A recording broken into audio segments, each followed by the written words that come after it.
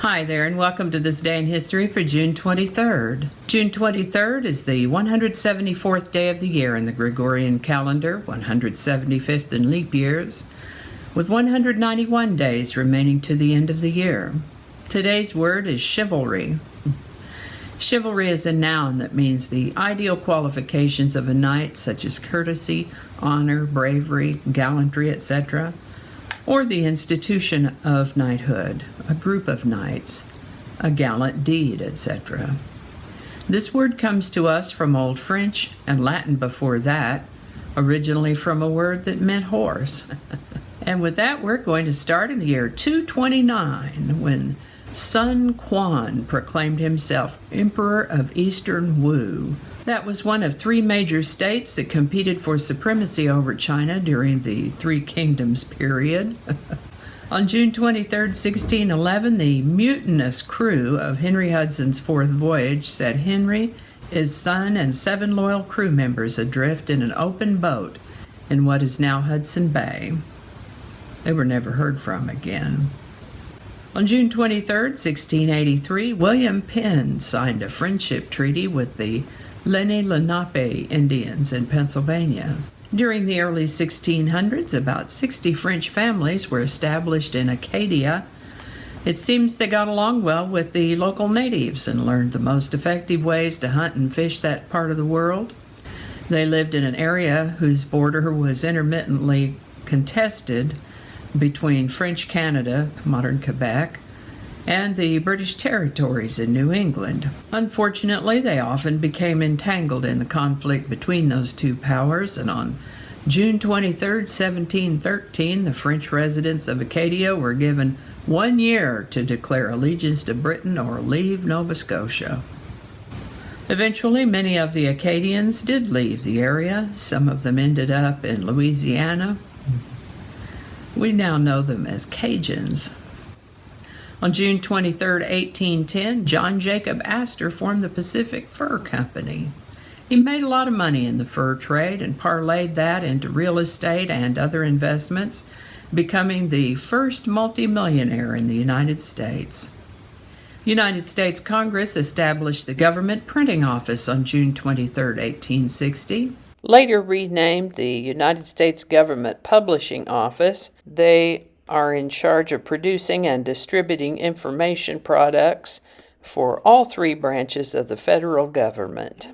On June 23, 1868, Christopher Latham Schofields received a patent for an invention he called the typewriter.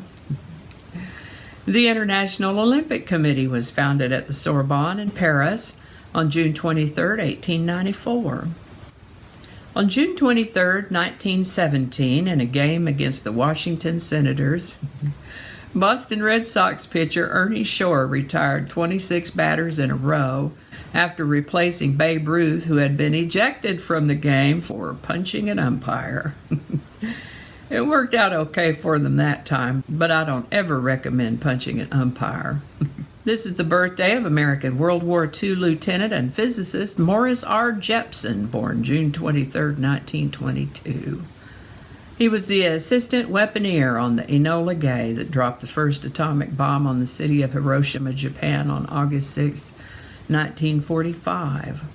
His role was to climb into the bomb bay and remove the 3 green safety plugs from the bomb that kept it from going off prematurely, and to replace them with 3 red arming plugs just before the aircraft climbed to the high altitude close to the target area. Later in his career, he worked on developing hydrogen thermonuclear weapons and helped develop several technological breakthroughs, including microwave technology, as well as stabilizers used on helicopters. Pretty important stuff. Mr. Jepson lived to the age of 87. This is the birthday of American singer, songwriter, musician, and actress June Carter Cash, born June 23, 1929. Besides being an award-winning musician and Johnny Cash's wife, she did a fair bit of acting as well in movies, TV shows, and theater productions. As June Carter, she was the one who wrote the song Ring of Fire, which later turned out to be such a big hit for Johnny Cash. June Carter Cash lived to the age of 73. Wiley Post and Harold Gaddy took off from Roosevelt Field, Long Island, in an attempt to circumnavigate the world in a single-engine plane on June 23, 1931. By golly, they did it too. They sure did. They flew a plane named the Winnie Mae and headed generally east to go across Europe and Russia. In Alaska, they had to have the propeller repaired and then replaced, but they did get all the way around the world and landed back at Roosevelt Field on July 1st, 8 days, 15 hours, and 51 minutes after they left. Wiley Post and Harold Gaddy. The Civil Aeronautics Act was signed into law, forming the Civil Aeronautics Authority in the United States on June 23, 1938. On June 23, 1947, the United States Senate followed the United States House of Representatives in overriding U.S. President Harry S. Truman's veto of the TaftHartley Act. The TaftHartley Act is the United States federal law now that restricts activities and power of labor unions.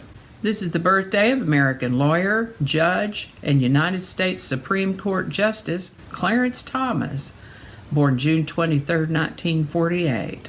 He turned 73 in 2021. On June 23, 1960, the United States Food and Drug Administration declared Inola to be the first officially approved combined oral contraceptive pill in the world. And I think that's going to do it for us today. I hope you learned something you didn't know before. I know I sure did. I always do. Thank you so much for watching. Give it a like if you enjoyed this video. Consider subscribing if you haven't already. And feel free to share this if you found it interesting, informative, or entertaining in any way. Images are retrieved from Bing Images, either public domain or licensed free to use and share. I think the correct terminology is free to share and use. Our lovely outro music is Divine Life Society by Jesse Gallagher from YouTube Music Library, and there's a link to his channel in the show notes. Thanks again, and I'll see you next time.